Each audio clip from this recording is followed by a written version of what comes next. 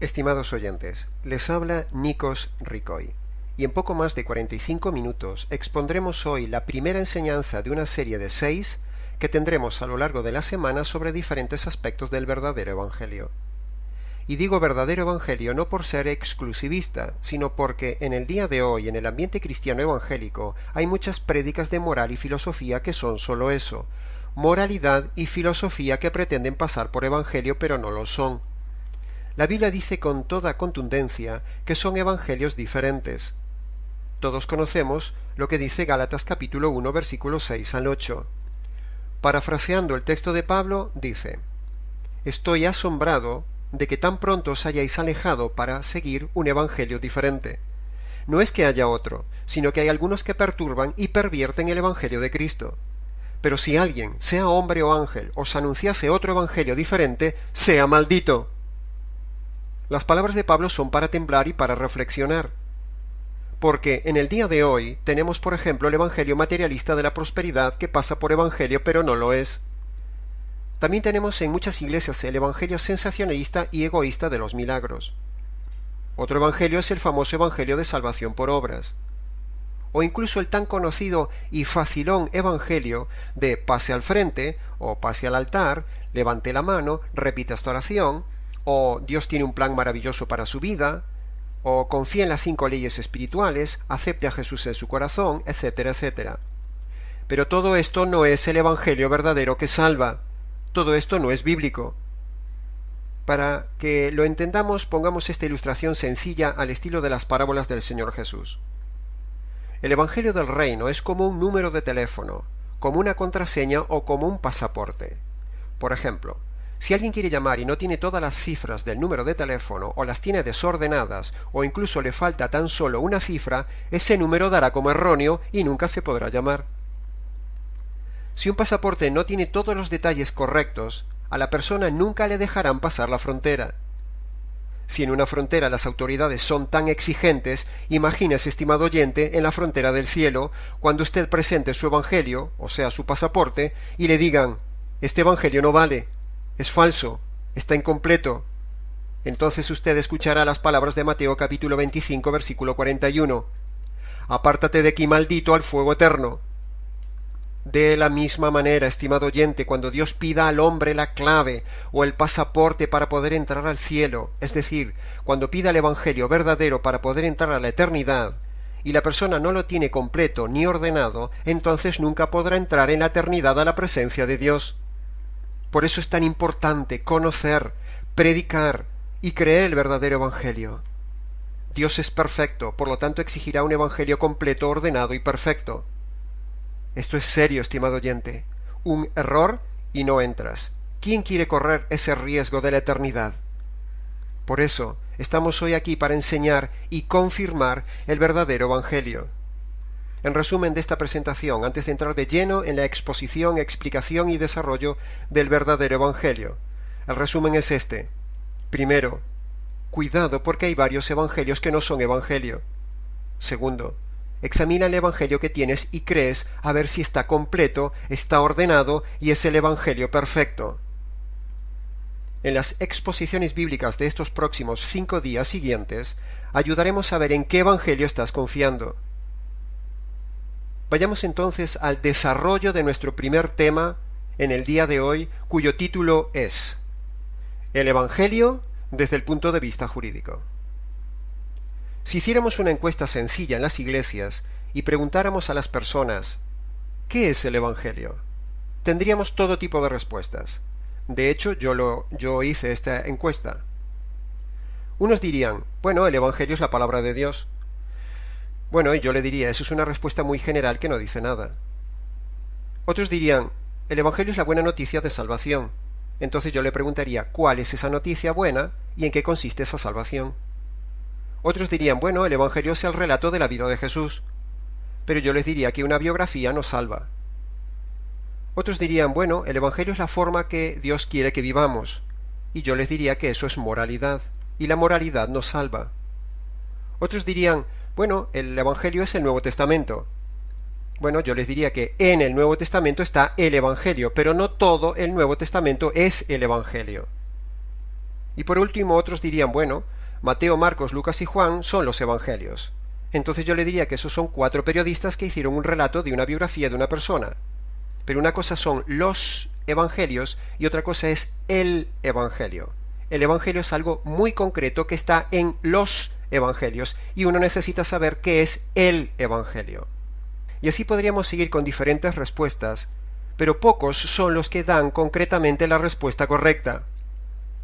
Nosotros daremos al final la respuesta concreta y correcta. Entremos en materia. La Biblia presenta concretamente el Evangelio verdadero como si estuviéramos en una sala de justicia, donde el hombre es el delincuente y culpable, y Dios es el legislador y juez. Por lo tanto, en el Evangelio se manejan los mismos términos que se usan en una sala de justicia.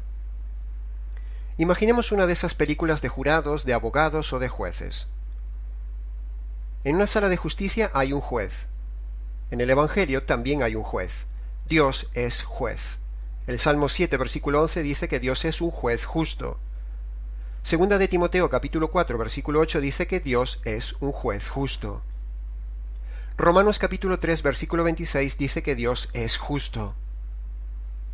En una sala de justicia hay un delincuente. En el Evangelio el hombre es el delincuente, porque un pecador es un delincuente que ha roto la ley de Dios. En una sala de justicia está evidentemente la ley. En el Evangelio están los mandamientos de Dios que el hombre ha roto, la ley de Dios. En una sala de justicia hay un veredicto y una sentencia. En el Evangelio también hay una sentencia, el hombre es culpable. Santiago capítulo 2 dice que si uno rompe un solo mandamiento se hace culpable de todos los mandamientos de Dios. En una sala de justicia se analiza la infracción de la ley. En el Evangelio, el pecado es infringir la ley. En una sala de justicia precisamente se hace justicia. En el Evangelio, en Romanos capítulo 1, versículo 17 dice, en el Evangelio se revela la justicia de Dios. En una sala de justicia, por supuesto, se espera que se haga juicio. En el Evangelio, lo que le espera al hombre es el juicio. Romanos capítulo 2, versículo 3 al 5 dice, ¿piensas, oh hombre, que tú escaparás del juicio de Dios? Cuando se revele el día de la ira y del justo juicio de Dios. En una sala de justicia existe una condena.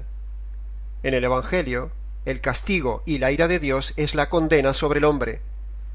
Juan capítulo 3, versículo 36 dice que la ira de Dios está sobre el hombre. En Romanos capítulo 5, versículo 16 dice, ciertamente el juicio vino a causa de un solo pecado para condenación.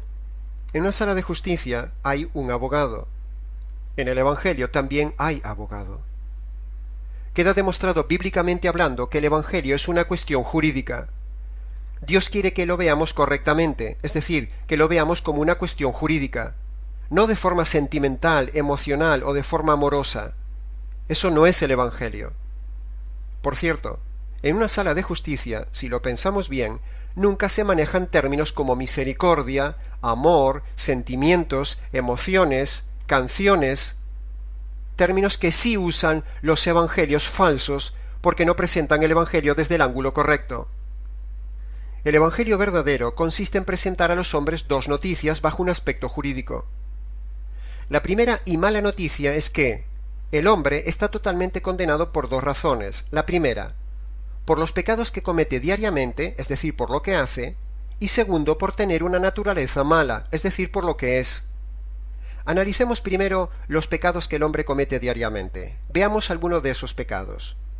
Malos pensamientos, mentira, actitudes de violencia, la envidia, robos, venganza, rebeldía, la deshonestidad, las disputas, la avaricia, la codicia, la arrogancia, la amargura, la desobediencia, la pereza, las peleas, los pleitos, los insultos, la traición, las quejas, la murmuración, la ira, la negligencia, la malicia, la soberbia, las maldiciones, las burlas, los desprecios, las palabras sucias, la autocompasión, la manipulación de los demás, el maltrato, la borrachera, los celos, el desprecio, la falta de dominio propio, el enojo, la desconfianza, el rencor, las imprudencias, la hechicería, la ambición, la terquedad,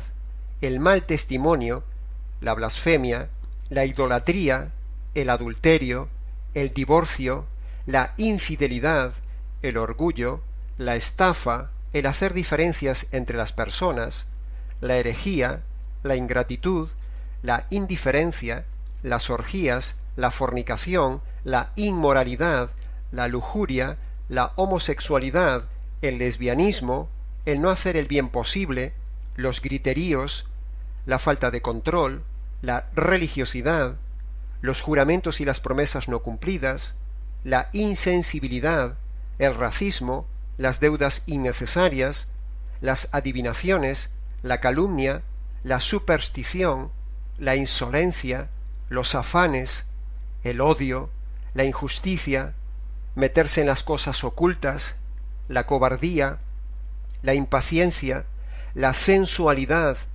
la dureza de corazón, los vicios, las enemistades, la falta de respeto, la hipocresía, la mundanalidad, los chismes, el perjurio, el desorden, el hacer las cosas por interés, el engaño, la falta de perdón, la deshonra, el intento de suicidio, el homicidio, la glotonería, la incredulidad, el despilfarro, el aborto, la extorsión, la vanidad, la coquetería, la ansiedad, el egoísmo, el pesimismo, la depresión, el ser parcial, el ir contra la conciencia de uno o de otra persona, el no amar o el negar el amor, el no ayudar, el estropear el cuerpo por fumar, drogarse, beber o tatuarse, la insensatez, el temor, el no amar a Dios sobre todas las cosas, el no hacer la voluntad de Dios.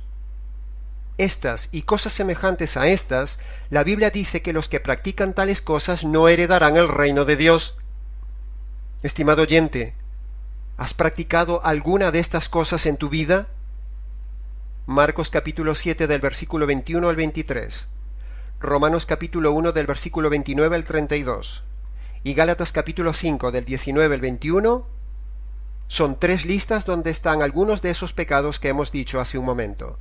Más de 100 pecados concretos que por hacerlos, creerlos, pensarlos o desearlos condenan al hombre ante Dios porque son infracciones de la ley.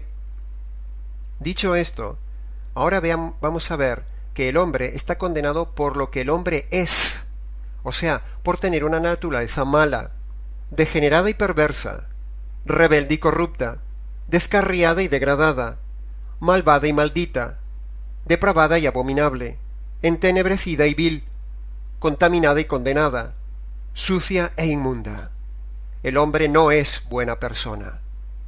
Todos estos términos que os he dicho son bíblicos, y todo esto exige justicia, demanda justicia, y Dios debe hacer justicia sobre el hombre, sobre lo que el hombre hace y sobre lo que el hombre es. Hace un momento hemos visto la cantidad de pecados que hace una persona diariamente. Ahora veamos lo que Dios dice sobre lo que el hombre es. Vamos a ver dos ejemplos, uno en el Antiguo Testamento. Por ejemplo, en Isaías capítulo 64, versículo 6. El texto dice: todos nosotros somos como suciedad, y todas nuestras justicias son como trapos de inmundicia, y todos caímos como una hoja, y nuestras maldades nos llevan como el viento. En la primera frase de Isaías 64, 6, Dios a través del profeta está diciendo que todo hombre es de naturaleza inmunda.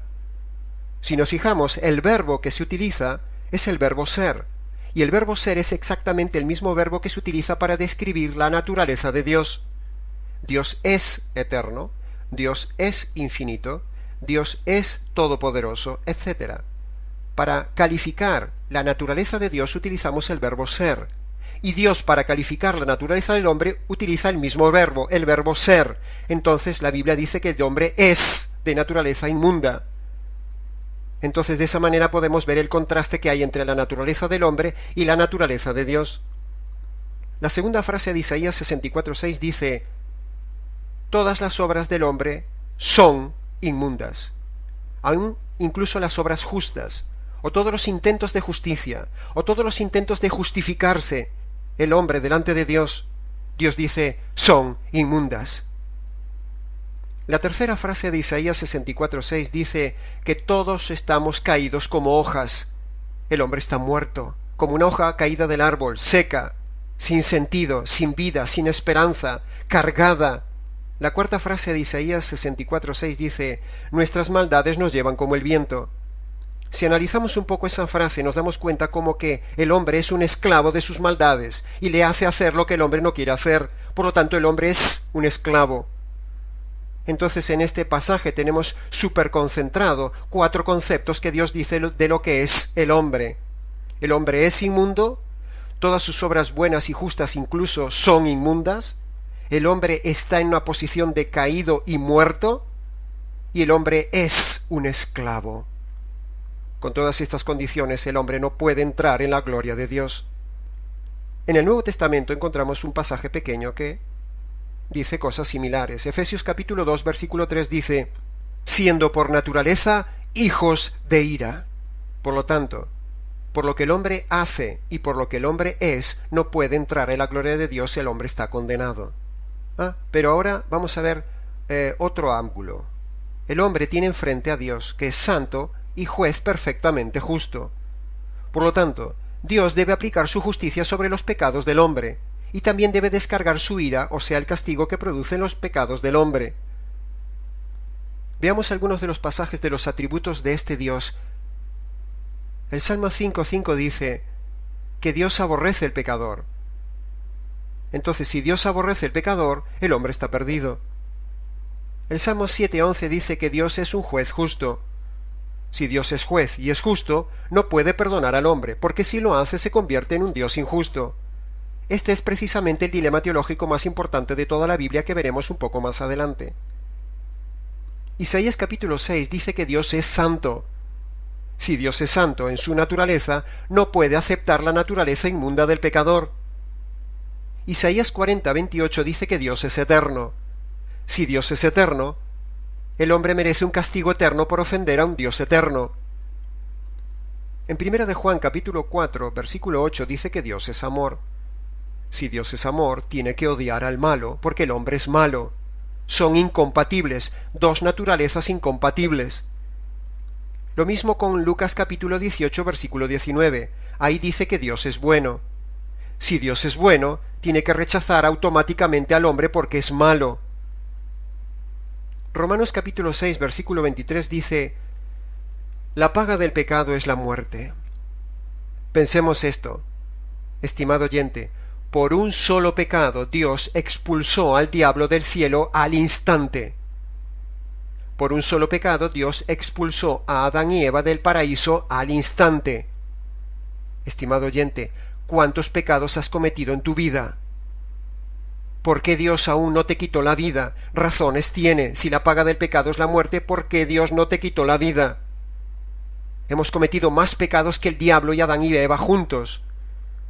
Si Dios expulsó al diablo y a Adán y Eva, ¿por qué entonces Dios aún no nos expulsó del planeta Tierra? La respuesta es una: paciencia. Paciencia para que conozcamos el verdadero Evangelio, porque la que nos espera detrás de la muerte es algo terrible. Romanos capítulo 3, versículo 25 habla de la paciencia de Dios.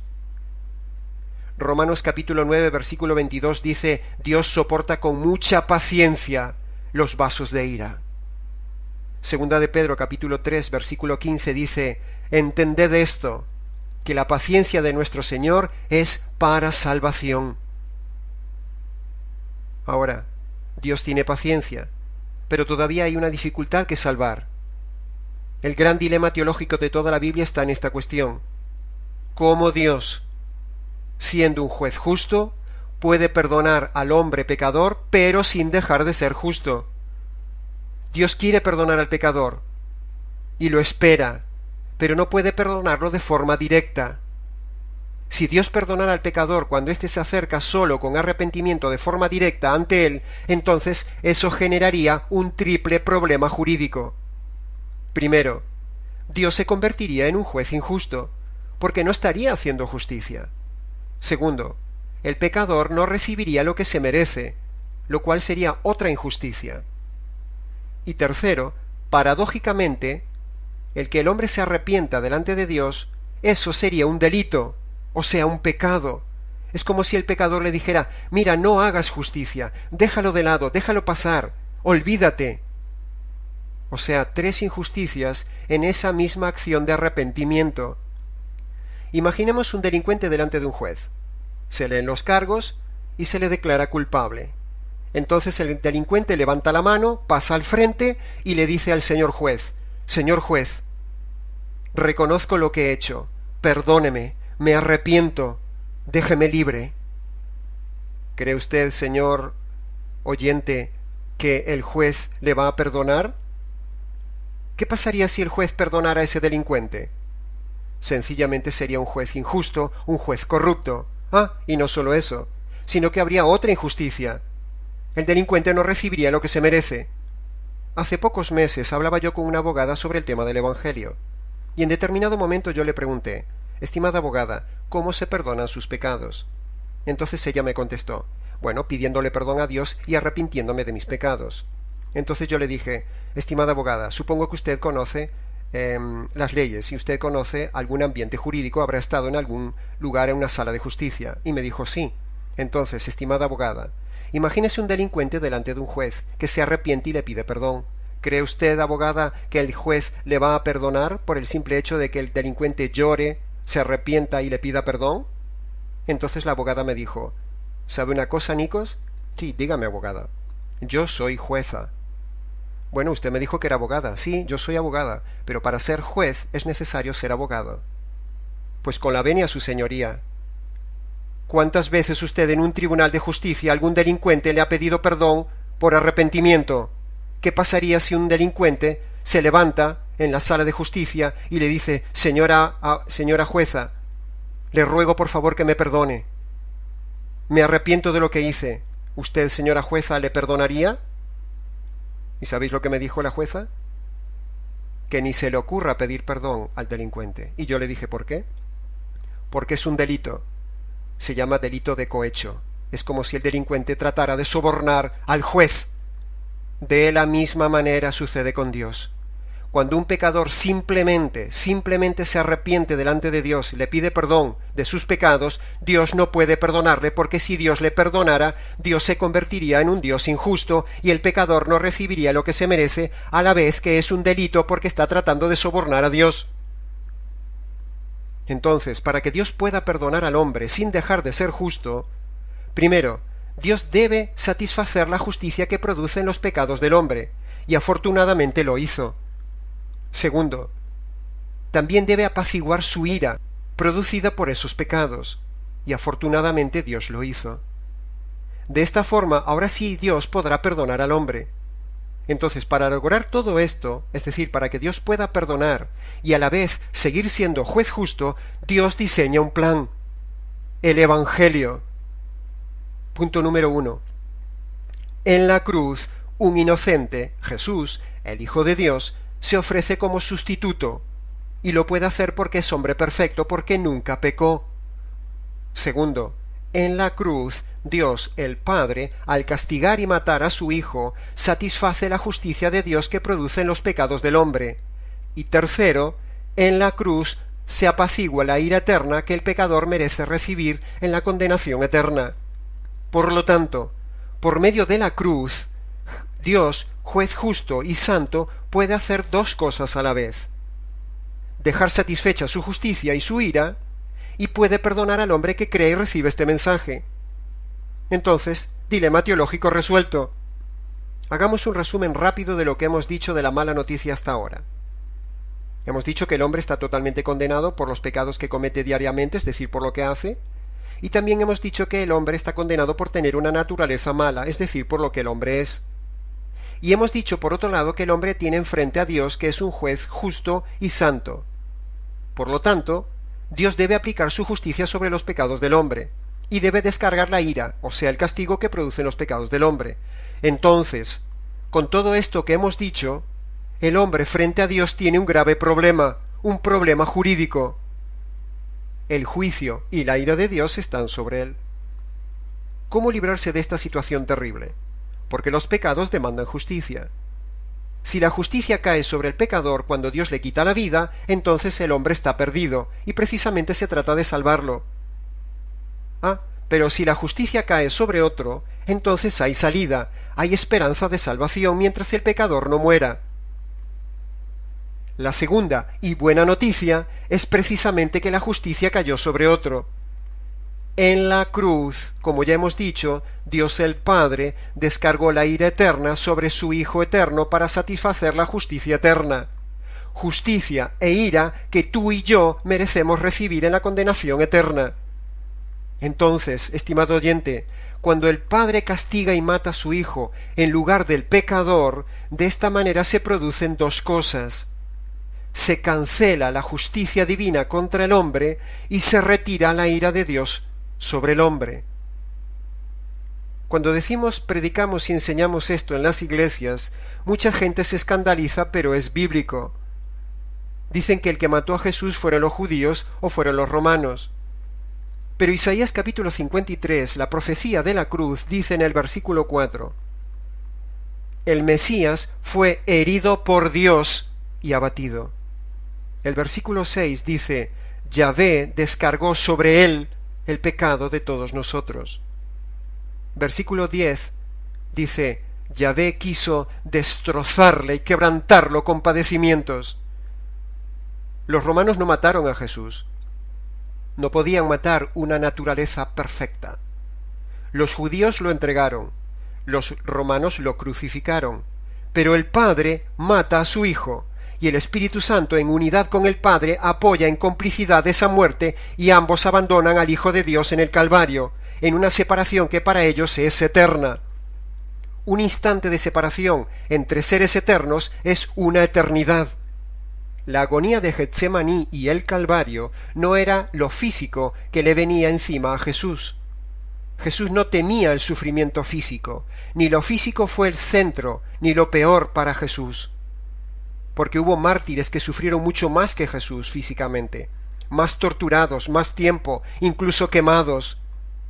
La copa de la ira de Dios, que el Señor hablaba en Getsemaní, que le hizo sudar gotas de sangre, no era el sufrimiento físico que le venía, sino la ira de Dios que le venía encima, la separación eterna del Padre.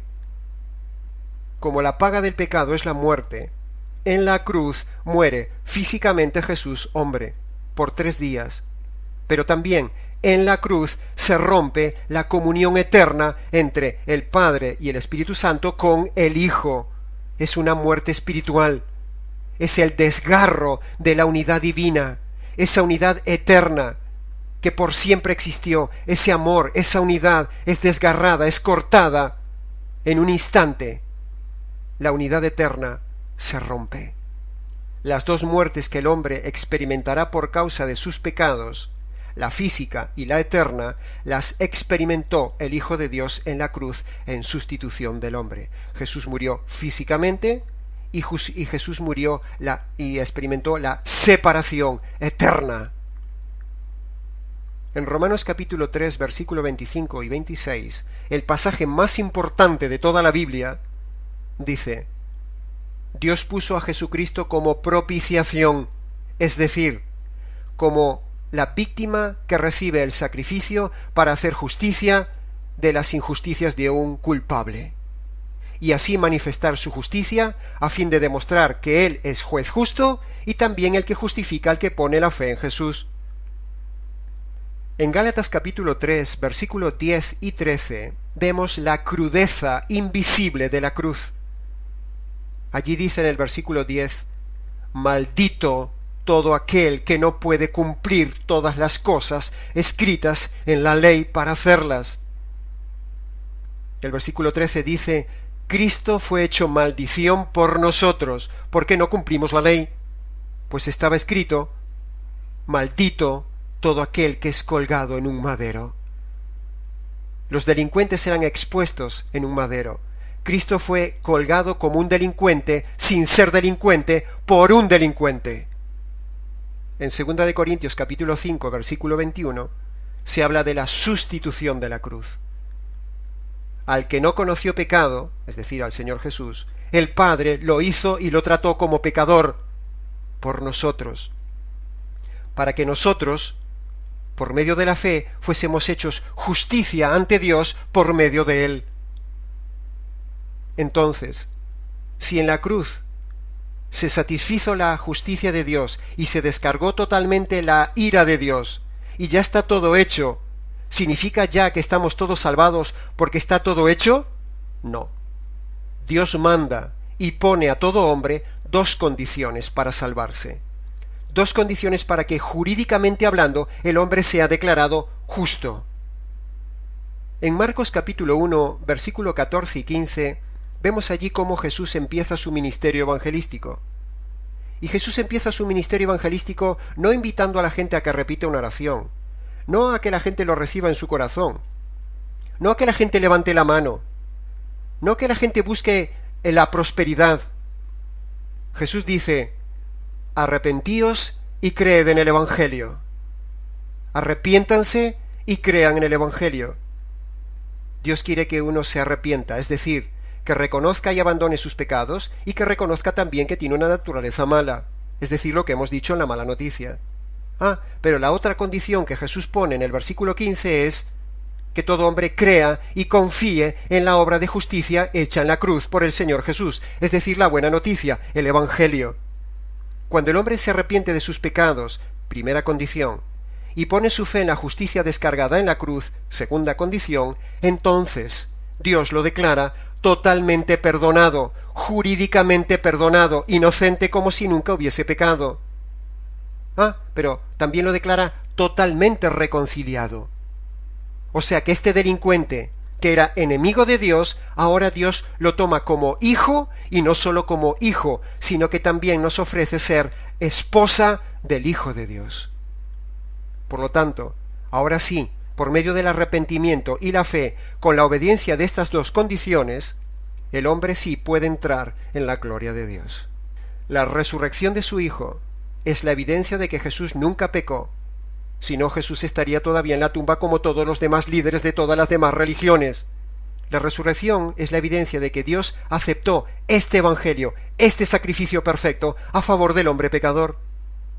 La resurrección es el sello de la buena noticia de la cruz. Es como si Dios dijera: regresa, vuelve aquí a donde estabas.